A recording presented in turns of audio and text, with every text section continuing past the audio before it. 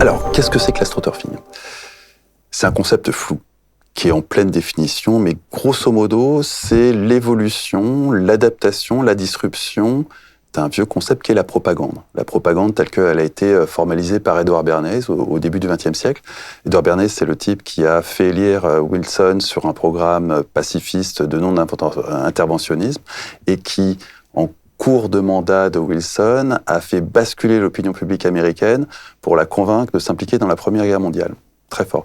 Il a aussi fait une myriade de choses comme convaincre les femmes que fumer, c'était cool. Et il a doublé mathématiquement le marché de la cigarette pour les cigarettiers. Il a fait une myriade de choses comme ça et il a mis au point ce qu'on appelle pudiquement les relations publiques et ce qu'on peut appeler de façon plus cash la propagande, la version occidentale de la propagande. Ça a très bien marché et ça repose essentiellement sur ce qu'on appelle le système politico-médiatique, c'est-à-dire l'alliance entre des politiques qui savent utiliser, avec plus ou moins de complicité, un système médiatique qui transmet leur message auprès d'une population qui, par la suite, vote, approuve ou rejette. Tout ça a merveilleusement bien marché jusqu'à l'arrivée des fameux réseaux sociaux, qui sont finalement assez récents. Hein. Ça fait 10 ans que c'est omniprésent et qu'on les utilise tous. Et c'est là qu'on a vu arriver, avec ces réseaux sociaux, une nouvelle façon de faire de la propagande, de manipuler l'opinion publique, qu'on appelle aujourd'hui astroturfing. Et ça regroupe une myriade de techniques, plus ou moins sophistiquées, qui consistent, là encore, de la même façon que Edward Bernays le faisait, à manipuler l'opinion publique, mais cette fois-ci en utilisant non pas les médias traditionnels, mais les capacités offertes par les réseaux sociaux, qui sont des outils beaucoup plus complexes que les médias traditionnels, parce que non seulement ils changent l'interaction entre, et puis la relation en matière d'information entre des émetteurs et des récepteurs, mais également ils transforment tous les récepteurs en émetteurs, alors qu'auparavant ils étaient sagement assis derrière un poste de télévision et ils ingurgitaient de façon assez passive l'information qu'on daignait leur donner. Là, c'est devenu beaucoup plus complexe. Ils régurgitent l'information, ils la rediffusent, ils la transforment éventuellement, et puis on peut manipuler les algorithmes ou tricher avec les algorithmes qui font cette intermédiation entre les gens, entre les médias et les gens, entre les politiques et les gens. Tout ça est devenu incroyablement plus complexe, beaucoup plus amusant, et a donné naissance à tout un tas de technologies, tout un tas de techniques, la plus connue étant sans doute Cambridge Analytica, qui ont permis de manipuler tout un tas d'opinions publiques dans tout un tas de pays.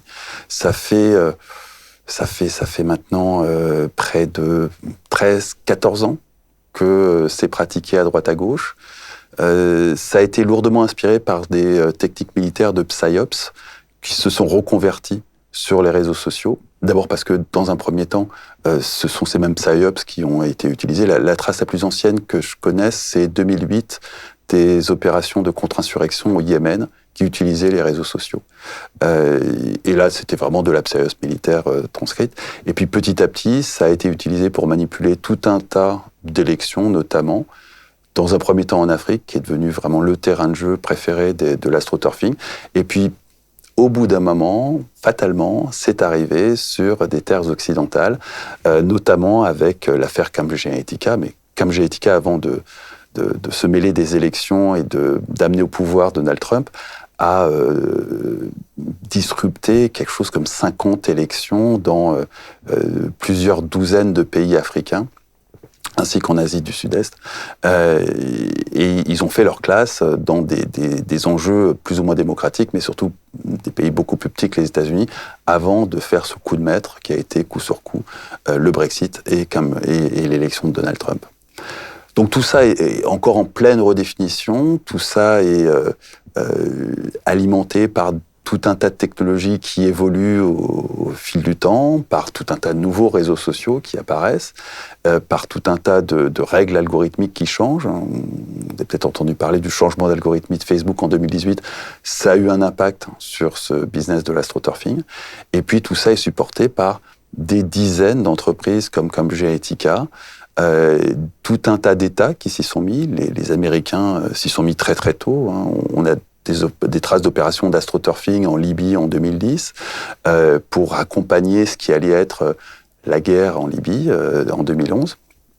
Et donc au passage, une démonstration assez flagrante à travers cette opération qui s'appelle Cyberdawn, que tout ça avait été préparé bien avant le printemps arabe.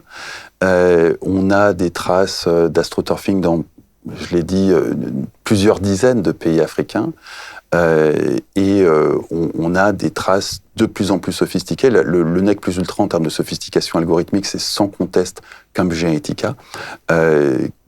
Mais on n'est pas à l'abri de choses encore plus incroyables à venir dans de futures élections. L'un des principaux intérêts de ce domaine, c'est que c'est en constante évolution. On est vraiment au tout début, donc on est un peu à la même période que les années 20 pour la propagande et les relations publiques. C'est la naissance de ce concept, la mise au point de ce concept.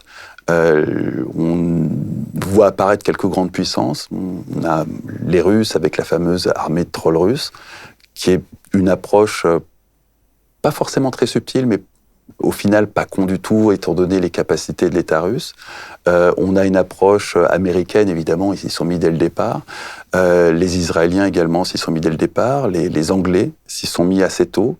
Les Anglais ont développé des outils de type Cambridge Analytica dès 2015.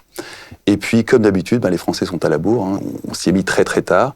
En grande partie parce qu'on a longtemps considéré que tout ça était des théories conspi et que jusqu'à ce que les Russes se mêlent de l'élection de Donald Trump, c'était officiellement des théories conspi. Donc ça nous a fait prendre un retard absolument considérable.